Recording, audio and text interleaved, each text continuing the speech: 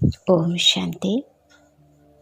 आज हम एक बहुत ही गहरे टॉपिक के बारे में चर्चा करेंगे और वो गहरा टॉपिक है कि हम सफल योगी कैसे बने और कौन बन सकता है इस सफल योगी।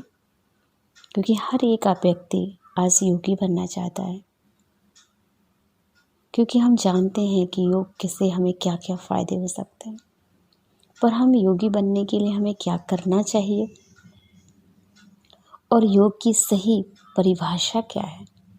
क्योंकि अगर आज हम योग की बात करते हैं तो आज हर व्यक्ति अपने आप को योगी ही समझता है।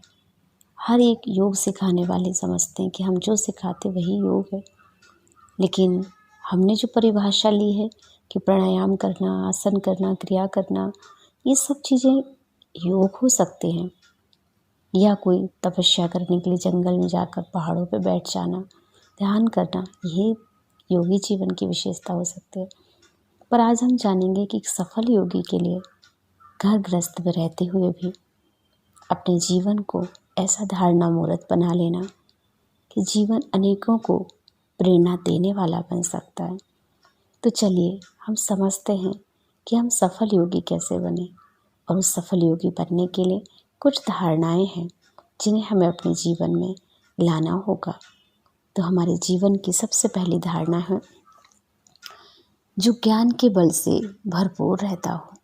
क्योंकि जीवन में अगर ज्ञान नहीं होगा, समझ नहीं होगी हर बात की कि मैं कौन हूँ, कहाँ से आया हूँ, मुझे कहाँ जाना है, मेरे जीवन का यथार्थ रहस्य क्या है, आत्मा क्या है, परमात्मा क्या है, उससे मिलन कैसे होगा, या अनेक प्रकार की बातें जो मुझे हर नॉलेज से अवगत कराएं।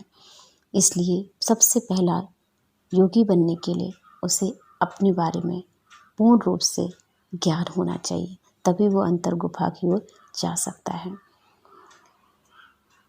नेक्स्ट पॉइंट है कि जो अंतर्मुखी हो, मधुरभाषी हो, धैर्यवान हो, जिसकी अंदर अंतर्मुखता की ओर स्वयं की अंदर मुख किया हो, जो बाहर मुख ना हो, सिर्फ अंतर्मुखी हो, भाषा मधुर हो और धैर्यवान हो। ये सारी विशेषताएं उसके अंदर होंगी, तभी जाकर वो एक सफल योगी बन सकता है। नेक्स्ट की जो बीती बातों को बिंदी लगाकर चलता हो। आज के समय हर व्यक्ति कोई ना कोई बातों में लगा ही रहता है, पुरानी बातों को भूल नहीं पाता है। पर एक सफल योगी को बीती बातों को स्टॉप करना ही होगा। अगर वो बीती बातों को स्टॉप नहीं करता है तो कहीं ना कहीं डिस्टर्ब ही रहेगा। फिर कि जो सबके लिए शुभ भावना रखता हो, जिसके मन में हर व्यक्ति के लिए शुभ भावनाओं से मन भरा हुआ हो। नेक्स्ट की जिनकी नेचर सरल व दृष्टि गुणग्राही होनी चाहिए। हमेशा इतना सरल नेचर हो और दृष्टि में हर आत्मा के प्रति गुणग्राहता की दृष्टि हो कि सबके अंदर गुण दिखाई पड़े, सबके अंदर विशेषताएं दिखाई पड़े, तो ही हम योगी कहला सकते हैं। जो अमृत वेले बाबा की याद का सुख ले रहा हो, अतीन्द्रिय सुख, क्योंकि ब्रह्म मुहूर्त में उठ करके ईश्वर को याद करना, ईश्वर की याद का आनंद प्राप्त करना, ये बहुत ही सुबह का टाइम खास होता है। इसलिए ब्रह्म मुहूर्त जो आत्माएं उठ जाती हैं, जो व्यक्ति उठकर ध्यान करता है, उसका आनंद लेता है सुबह का, तो वो ही एक अच्छा योगी बन सकता है। नेक्स्ट की जो मुरली सुनने का पूरा पूरा रस लेने वाला हो, हमेशा मुरली पर उसका बहुत अटेंशन हो, क्योंकि मुरली एक आत्मा को आनंदित कर देती है, हमें ज्ञान से भरपूर कर देती है, हमें एक सही दिशा दे देती है। इसलिए मुरली भी हमारे लिए बहुत ज़रूरी चीज़ होती है। नेक्स्ट की जो कर्मेंद्रियों के रस से मुक्त हो, जो किसी भी इंद्रिय के वश ना हो, हर इंद्रियां उसके वश में होनी चाहिए, हर एक इंद्रियों को वो कंट्रोल कर सके, ऐसी इंद्रियों जीत हो तो ही वो योगी बन सकता है। नेक्स्ट की जिनकी व्यर्थ में जरा भी रुचि नहीं होनी चाहिए, कोई भी व्यर्थ बातों को सुनना सुनाना, उसके अंदर ये कोई भी बुरी भावना नहीं हो सकती है। वो हमेशा समर्थ चिंतन ही करेगा, समर्थ चिंतन में ही उसकी रुचि रहती है। नेक्स्ट है कि जो एकांत प्रिय हो, मौन में रहने का अभ्यासी हो, क्योंकि जीवन में एकांत प्रियता बहुत आवश्यक होती है। आज कहीं ना कहीं हमें कुछ भी नया करना है तो उसके लिए स्वयं के अंदर जाने की बहुत ज़रूरत है। तो एकांत माने एक के अंत, एक की याद में, एक की ही बात में, चिंतन में रहें तो ही हम कुछ नया कर सकते हैं। साथ साथ हमें जो मनसा वाचा कर्मणा जीवन मिला है उसको पवित्र बनाना है, क्योंकि जब तक हम मनसा वाचा कर्मणा प्योरिटी को धारण नहीं करते हैं तब तक हम योगी नहीं बन सकते हैं। और जो अनावश्यक इच्छाओं का त्याग करने वाला हो, जिसमें कोई भी ऐसी इच्छाएं ना जुड़ी हो जो उसके जीवन के लिए आवश्यक ही ना हो और फिर भी वो भागता रहे, इसलिए अनावश्यक इच्छाओं को रखने वाला कभी योगी नहीं बन सकता है।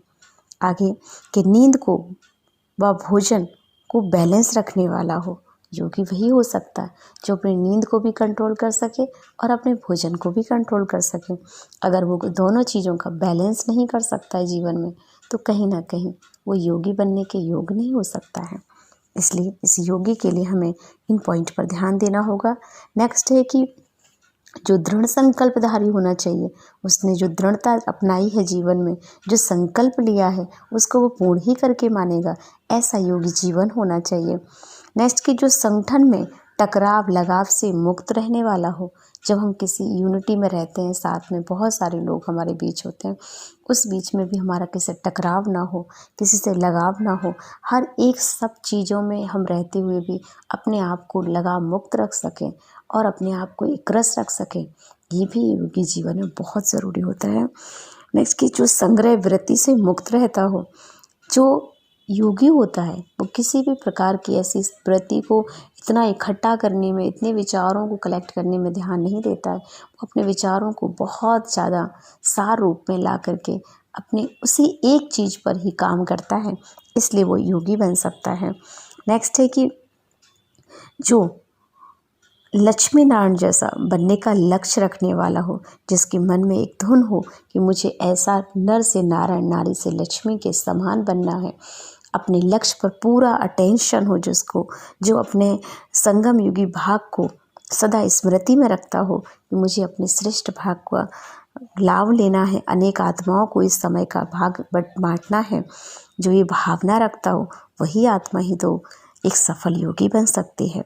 साथ साथ जो संतुष्ट भी हो, दूसरों को संतुष्ट भी करना जानता हो। अगर स्वयं आप संतुष्ट नहीं हैं तो आप कभी भी औरों को संतुष्ट नहीं कर सकते, इसलिए योगी जीवन में संतुष्टता भी बहुत आवश्यक होती है।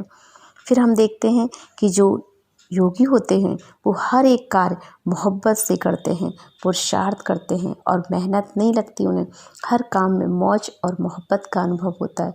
किसी भी कार्य में वो कभी अपने आप को अशांत या दुखी महसूस नहीं करते हैं, कभी भी वो भारीपन महसूस नहीं करते, थकावट नहीं महसूस करते, क्योंकि जिस भी काम को वो करते हैं बहुत ही लगन के साथ करते हैं, विश्वास के साथ करते हैं और मोहब्बत के साथ करते हैं, इसलिए उन्हें हर एक कार्य में बहुत मज़ा आता है। नेक्स्ट है कि योगी जीवन जो होता है उसमें दूसरों को आगे बढ़ाने की भावना होती है। वो हमेशा दूसरों को आगे बढ़ाता है, किसी को गिराने का भाव उसके मन में कभी नहीं आ सकता। वो हमेशा सबके प्रति शुभ भाव रखते हुए सबको आगे बढ़ाता है, आप भी आगे जाओ, आप भी आगे जाओ। दूसरों को आगे बढ़ाते बढ़ाते एक दिन वो योगी जीवन में आगे बढ़ ही जाता है। फिर है कि योगी जो आत्माएं होती हैं वो जिनकी बुद्धि लाइन हो, क्लीन हो, जिसकी बुद्धि में कुछ भी नहीं होना चाहिए, सब कुछ क्लीन होता है, जो ज्ञान योग के अनुभवों की लेन देन करना जानते हैं, जो हमेशा बैठें एक दूसरे के साथ तो ज्ञान की ही चर्चा करें, व्यर्थ की तेरी मेरी चर्चा करने में वो अपना टाइम नहीं गंवाते हैं। योगी जीवन में ये भी बहुत आवश्यक बात होती है। और जो लास्ट पॉइंट है कि जो योगी होता है वो अपने इस जीवन में अपने को इस दुनिया में मेहमान समझकर चलता है। वो कभी भी अपने आप को इस दुनिया का सदा काल का रहवासी नहीं समझता है। उसे सदा स्मृति रहती है कि मैं कुछ पल का मेहमान हूँ, कभी भी मेरा यहाँ से बुलावा आ सकता है ऊपर वाले का, मुझे कभी भी इस दुनिया को छोड़ के, इस लोगों को छोड़ के जाना पड़ सकता है। इसलिए वो हमेशा व्रत वृत्ति रहता है उसकी, सबके साथ होते हुए सब चीज़ों से वो डिटैच रहता है और मेहमान समझकर किसी से ना भारी होता है ना किसी को डिस्टर्ब करता है, हमेशा ही मेहमान बन जाता है और मेहमान ही महान बनता है। इसलिए हमेशा अगर महान बनना है तो अपने आप को ध्यान दिलाइए कि हम जब तक मेहमान नहीं समझेंगे तब तक हम महान योगी बन नहीं सकते। इसलिए महान योगी बनने के लिए कौन बन सकता है एक सफल योगी, ये टाइटल हमें ध्यान रखना है कि सफल योगी बनने के लिए इन 21 विशेषताओं को अपने जीवन में उतारेंगे, तभी जाकर हम एक सच्चे सफल योगी अवश्य बन जाएंगे। ओम शांति।